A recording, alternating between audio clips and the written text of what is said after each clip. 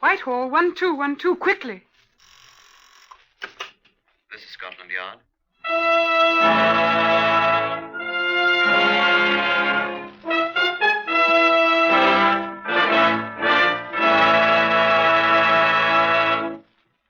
For the first time, Scotland Yard opens its secret files to bring you the authentic, true stories of some of its most baffling cases.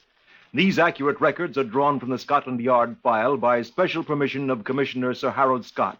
They're true in every respect, except for the names of the participants, which, for obvious reasons, have been changed. The research has been done by Mr. Percy Hoskins, chief crime reporter for the London Daily Express, and the stories for radio are written and directed by Mr. Wyllis Cooper. Here are the principal participants in case number 201 MR340. Sidney Patterson, builder. Mr. Patterson is absent, sir. Detective Inspector Edmund Whittaker of Scotland Yard. It was quite obvious why Mr. Patterson was absent. There are other participants in our case number 201 MR340, but not of the same importance as Mr. Patterson. We shall run across them as we go on. We shall run across a great many interesting things as we reenact case 201 MR340. And I should like to warn you, if you have the slightest trace of murder in your heart, that a murdered person's teeth are almost impossible to destroy, and that nothing is ever lost. It will certainly be found sometime, somewhere, by someone.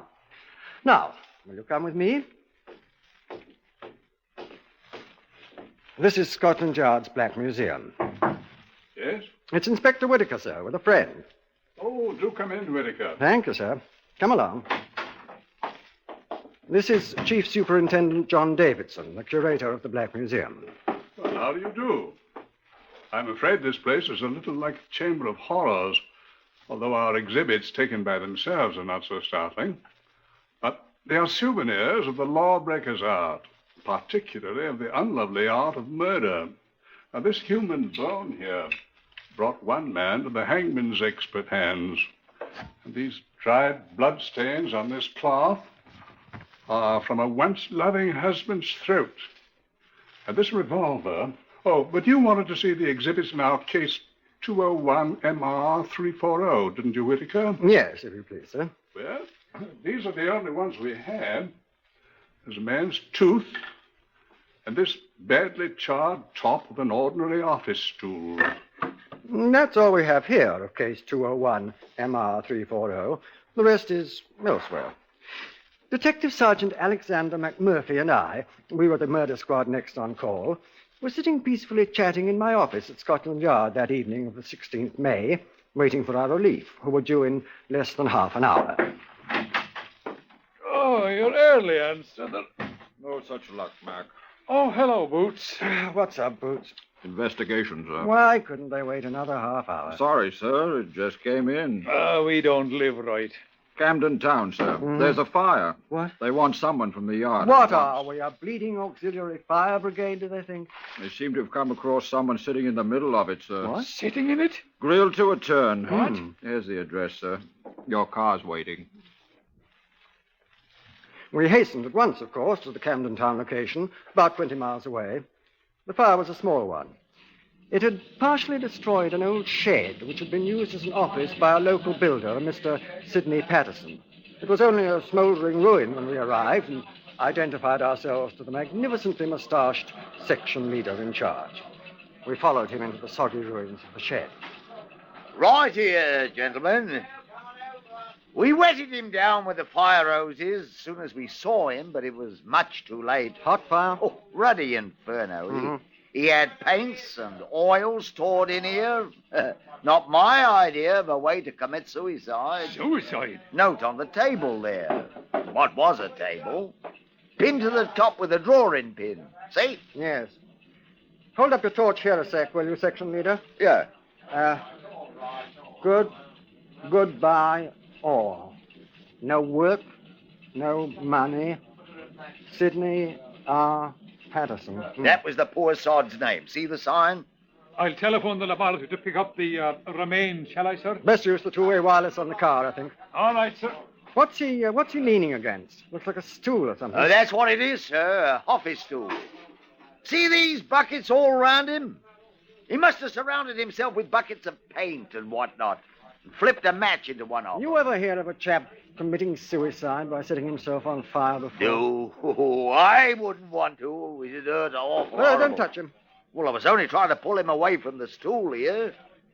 Part of him ain't burned, see? Where he's stuck to it. Don't. The laboratory chap will see to it. Blimey. Hmm? Setting himself on fire didn't hurt him. What do you mean? He shot himself first. Did you see the bullet hole in his back where it ain't burned? When it was against the stool? In his back? Well, was the man a contortionist? No, sir. He was a builder, sir.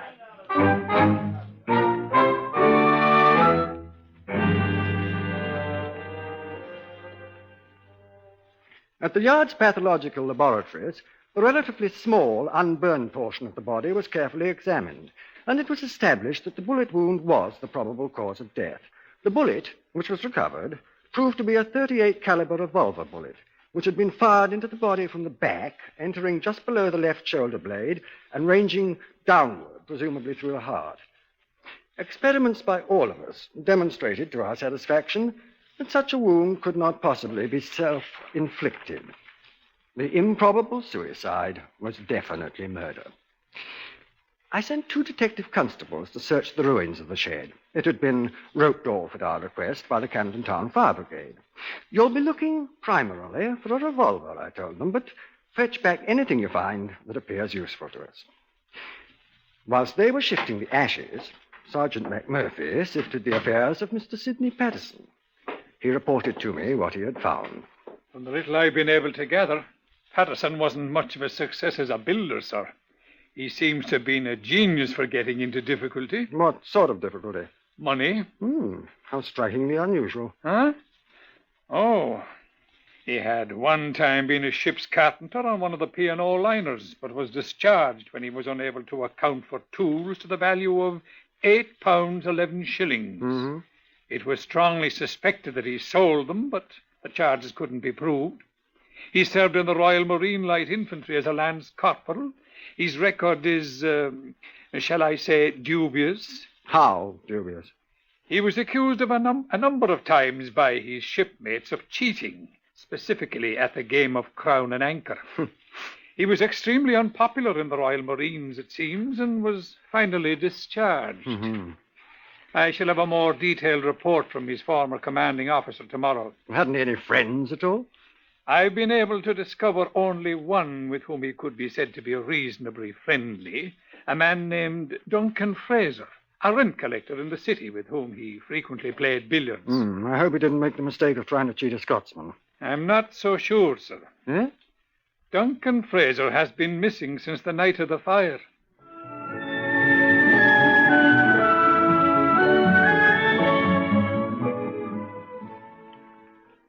The hue and cry was immediately set up throughout all Britain for the missing Duncan Frazier. It's extremely difficult for a British subject to leave our tight little island without record. But the search was to no avail whatever. It apparently dropped off the earth. The constables, applied to the ash sifting at the scene of the fire, found only one thing of note: the twisted remains of an ornate red and black fountain pen, which was identified by his wife as Sidney Patterson's property. Careful examination showed that it was the pen with which the farewell note had been written, and comparisons with other known samples of Patterson's handwriting demonstrated that it had been actually written by Patterson himself. Sergeant McMurphy and I were extremely glum as we discussed our progress in my office late one night. Progress, indeed. We've been progressing backwards, sir. If we could find the revolver, it'd be quite simple to trace its owner. If the owner is Duncan Frazier, we'll still have to trace him. Mm-hmm. No luck yet. None at all. You know, sir, one thing puzzles me. A great many things puzzle me, Mac. If this missing rent collector did murder Patterson, why did he first deposit half the money he'd collected? In the bank, I mean. If he was going to kill someone and scram, why didn't he keep it all? He'd need it. How did he get Patterson to write his own suicide note? Had a gun on him, maybe. Well, the handwriting wallahs insist there's no indication of stress or strain or emotional upset or whatever in the handwriting. It's normal, they say. I wonder... What? I'm thinking. I have a filthy little hunch, Mac. What? What if Frazier's dead? Maybe he is. We can't find him. The teeth of that debtor weren't destroyed. Patterson's? I'm wondering if it was Patterson's. Or Duncan, Mac. Patterson was a known crook. Could he have been playing games with us? Show me that telephone, old boy.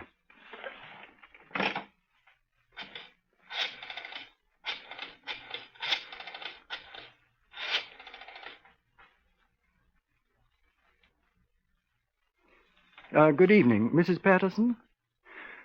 Detective Inspector Whitaker, Scotland Yard here. I wonder, Mrs. Patterson, if you could tell us the name of your late husband's dentist. Thank you very much indeed. No, Mrs. Patterson, I'm afraid we've nothing to report yet. Get this tooth merchant in here first thing in the morning, will you, Mac? We'll meet him in the laboratory and let him look at our client's fangs.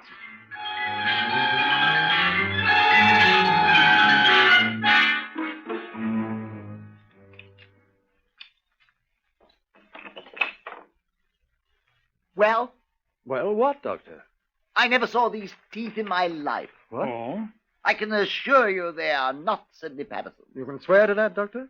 Well, I hope you're not impugning my professional judgment, sir. Well, not at all, Doctor. It's a matter of correct legal procedure. I have ample records in my office which you may consult. Charts, impressions. Sidney Patterson had lost 3 teeth a long time ago. I extracted the left upper canine and the adjacent incisor myself more than a year ago. You'll observe that both teeth are intact in this jaw, sir. Then you're prepared to swear that these teeth are not Sidney Patterson, sir? I most assuredly am. And that this is not Sidney Patterson's body. Since the jaw containing the teeth is attached to the remainder of the body, I'm prepared so to swear, sir. It's often impossible to grow a new head on a body. My fee will be 1 guinea. I will indent for it at once, Doctor. Good day, sir. Now, what did I do with my hat? Oh, yeah, good day. Good day, Doctor. I am sincerely glad the teeth are not inflammable, Mac. If more people knew that, there'd be fewer left to be called for corpses around here, sir. Right. Now, have you found Duncan Frazier's dentist yet?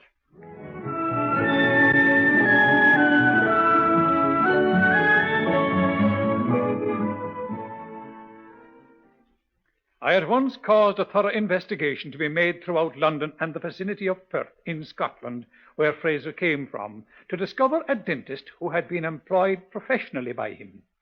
The search was most thorough, although the combined efforts of Scotland Yard and the provincial police were not sufficient to find the person. In the meantime, we were able to lay our hands on some 13 or 15 persons who had known either Patterson or Frazier. Each individually viewed the grisly remains in the Scotland Yard mortuary, and the results? Ivor Young, Esquire, former employer of Duncan Frazier. Oh, it's hard to say, but I believe this to be the body of Frazier. Michael Fish, a former neighbor of Frazier. No, that ain't him. I knowed him well. Edgar Stone, brother-in-law of Patterson. I'm quite sure this is Sidney Patterson's body. And besides, that's the fountain pen I gave him. Artificer Sergeant Rodney Smith, Royal Marine Light Infantry, a former service acquaintance of Patterson's. No, that ain't him at all. Oh, I wish it was. Bleeding stinker he was. No, but this ain't him. Police Constable Mark Emerson, a former billiards companion of Frazier. It's Duncan, all right. He looks awful, but then he always did. Hamish Frazier, uncle of Duncan. Oh, no. No, that isn't my nephew, Duncan. Samuel Furness, laborer, sometime employee of Sidney Patterson. I know it's him. Well, didn't I work for him? Confusion. Confusion confounded. 6 said it was Furness, 7 insisted it was Frazier. Patterson's widow herself was not sure, and she and her brother, Edgar Stone, Patterson's brother-in-law, had high words. McMurphy and I nipped round to the Goat and Compasses to refresh and sustain ourselves. I was finishing my gin and bitters, and Mac was deep into his second pint of mild and bitter, when the proprietor, one Dick Gillespie, came out of the saloon bar and accosted us. Oh, I say, Inspector Whitaker, I didn't know you were in here. Yeah, hello, Dick. There was a telephone call for you. Oh, who was it? Sergeant Kenneth at the yard. What do you want? Well, he said they'd found the dentist. What's the matter, Inspector? Your teeth hurt you?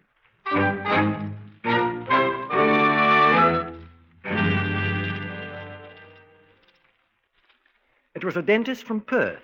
The Scottish police had found him. We brought him at once to Scotland Yard, where he immediately identified the charred remains as those of Duncan Frazier. One of his molars was curiously malformed. It corresponded exactly with the one shown in a clinical photograph of Frazier's mouth the doctor had made a year ago. There was no mistaking it, he said. We returned to my office to marshal the facts that we had accumulated. The labourer, Samuel Furnace, who had been so certain of his identification of the body as that of Patterson, was waiting. Mac and I listened. I knew that was Mr. Patterson what burned up to a skeleton, sir. Why are you so sure, Furnace? Because I was the last man to see him alive, sir. When? Well, in the afternoon of the day he was burned up, sir. Go on. Well, it was like this here, you see, sir. Go on. Well, I come into his office, sir. You know, the shed, what was all burned up. I was after the 7 and 6 he'd owed me for 2 months. Oh, he was always putting me off, sir, but... Why? Well, he always seemed to be stony, sir. Never seemed to have a shilling. Ah, he was always putting me off. Go on. Did you get your money? Oh, that I did, sir. Before you could say knife, he had out his purse and he pulled out a great wad of notes. Then he counted me out me 7 and 6. And then he handed me half a crown. And he says, here, buy yourself half a pint, Sammy. Cool, I was fair took aback at old Sydney giving anybody anything for nothing. He seemed to have plenty of money, did he? Well, his wallet was fair stuffed. You know, it's the first time I ever known him to have more than threepence in me life. Oh? Well, I was so took back, I tried to get up and I fell right on me apple and plum. Yes. I kicked my foot against a couple of bags of cement he had under his desk and I fell right down. Did you see the bags of cement? Well, they was under the desk, sir. Did you see them? Well, well, no, sir, I didn't, but I know I kicked me...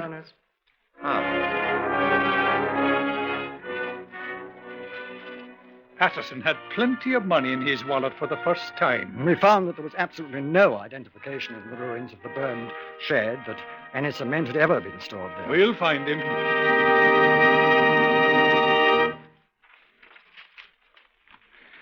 I said that nothing is ever lost. No thing, no person.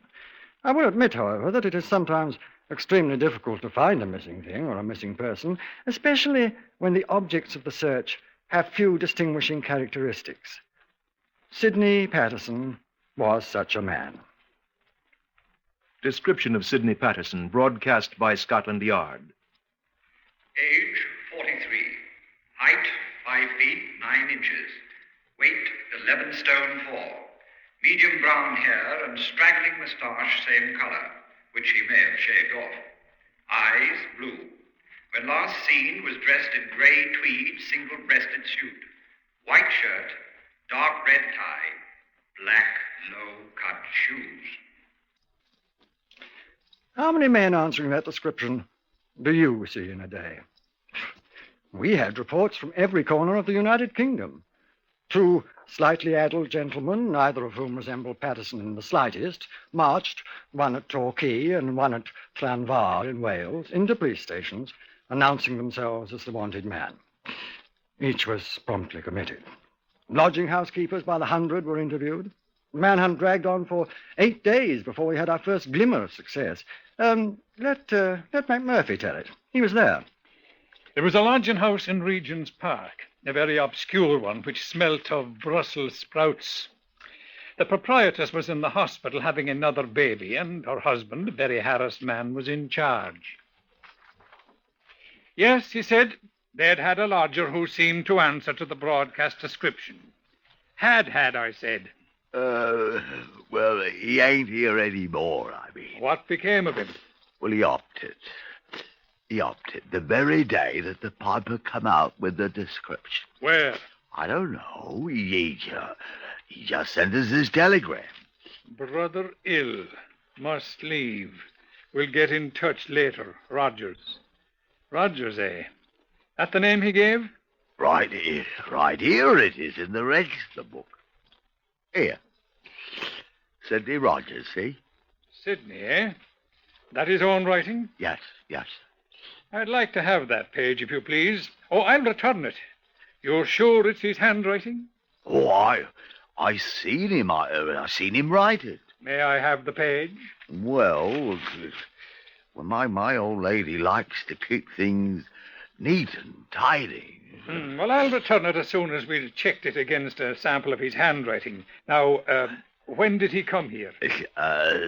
16th of May. It says right here. And when did he leave? Well, the day his description first come out in the paper. He leave his luggage? Oh, he hadn't any luggage. He was here all the time without even changing his shirt. That room of his, it's fair piggish. Must be. Well, we're rid of him, and he's paid up till the end of the week. Anyway, so we don't lose nothing. You suppose it was him? It'll be in the papers. Comparisons of samples of Patterson's handwriting with the signature of Sidney Rogers showed them to be identical. Peterson's full name was Sidney Roger Patterson.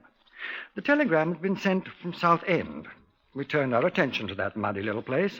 He was not to be found, although our search was scrupulous and thorough. We put a postal stop on all letters addressed to his former home, expecting that sooner or later he'd attempt to write to his wife. Thus, all letters addressed to that house would be held out and delivered to us first. We would open and read them, reseal, and allow them to be delivered to the addressee without the wife's knowledge that we had read them. No letters appeared. We waited. Time was on our side, and the searchers at Southend plodded along, making no apparent progress. And then, after a week had passed, the post office people sent us a letter.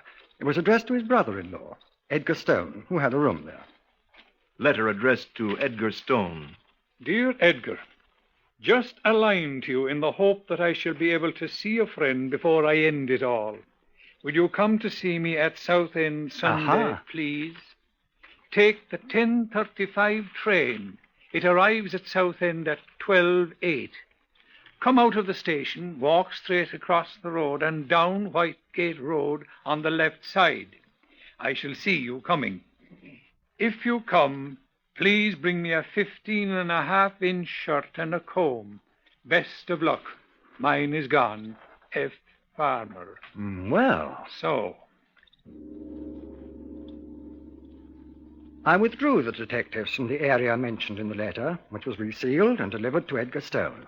I didn't want to alarm Mr. Farmer Patterson. Next day, Edgar Stone came to see me. He sat down nervously. What can I do for you, Sir Stone? I asked. I have received a letter, Inspector. Yes? It's from... Are you going to Southend on Sunday, Mr. Stone? Huh? Stone had a strong sense of justice, strengthened perhaps by the shabby way Patterson had treated his sister for so many years. He agreed at once to assist us. We sat in my office and planned it, Mac and Stone and I. You'll take in the shirt, of course, Stone, I said. Yes, sir. What a man who's going to end it all once with a shirt is beyond me. Probably needs it. Afraid he'll be recognized if he goes out to buy one, I expect. He's got plenty of money, we know that. If the banks had been opened that afternoon, he wouldn't have any. Why? Well, Frazier would have deposited his afternoon's collection, same as he did his morning. Well, the banks had been opened, Frazier'd still be alive. Sydney'd be up to some other mystery. Yes. Well, let's get organized, shall we? First, we'll need a good man on this Whitegate Road to see Patterson doesn't get frightened into a bunk. You'd better do that, Mac. Well, afraid he'll spot you for a cop. Disguise? I've seen too many cinemas, I'm afraid. I don't like false beard. Wait. You play the fiddle, don't you, Mac? What? You could be a street fiddler, couldn't you? Well, I could. That's what you'll be. Complete with tin cup and pathetic look. Very touching and very unsuspicious. And I'll have half of what you take in. How am I going to stop a man with a fiddle? Oh, simple enough, old boy. Just play God Save the King. You stand at attention till I get there.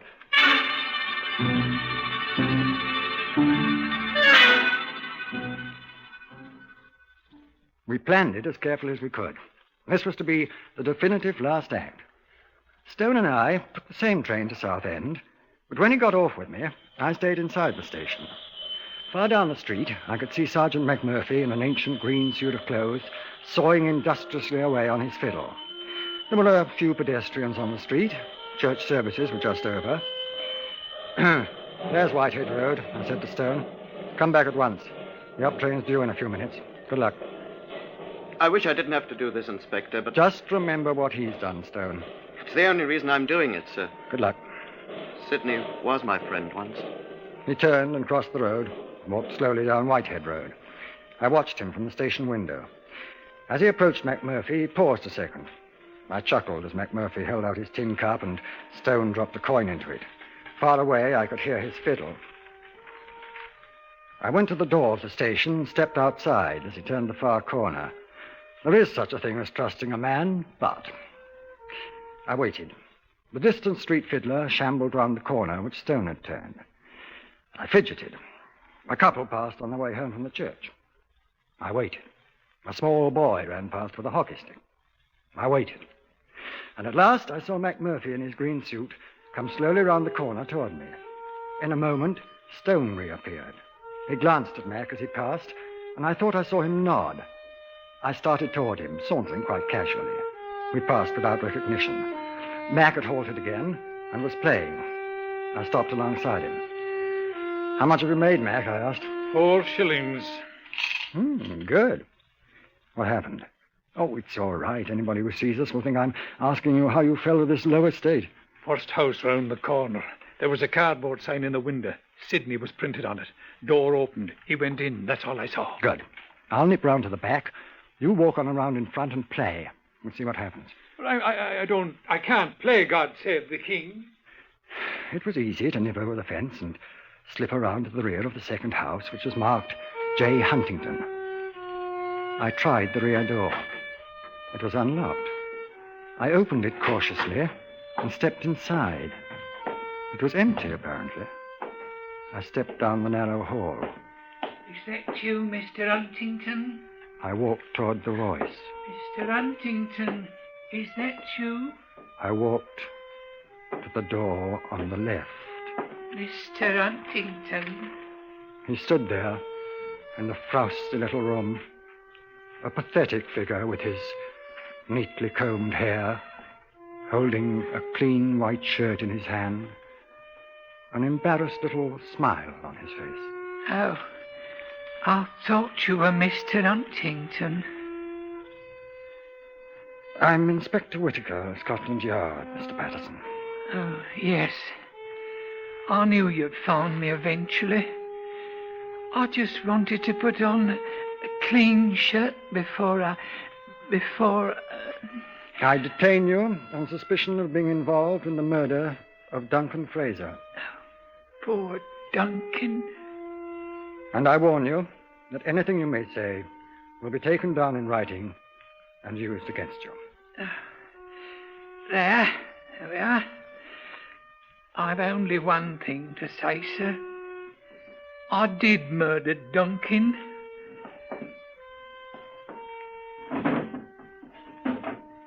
This is the revolver I shot him with. Give it here. The one you couldn't find, sir. Give it here. It wasn't lost, sir. Give it here. Oh, no, sir. Patterson!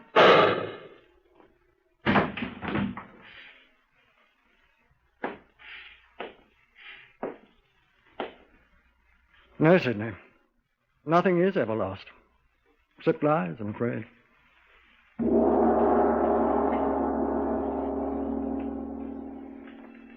You have just heard the story of case number 201 MR340 from the official files of Scotland Yard.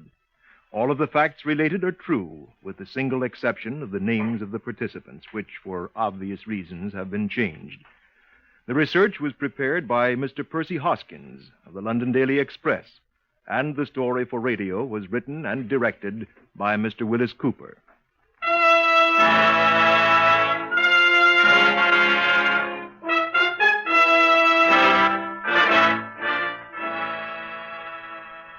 Next, listen for Tales of the Texas Rangers on NBC.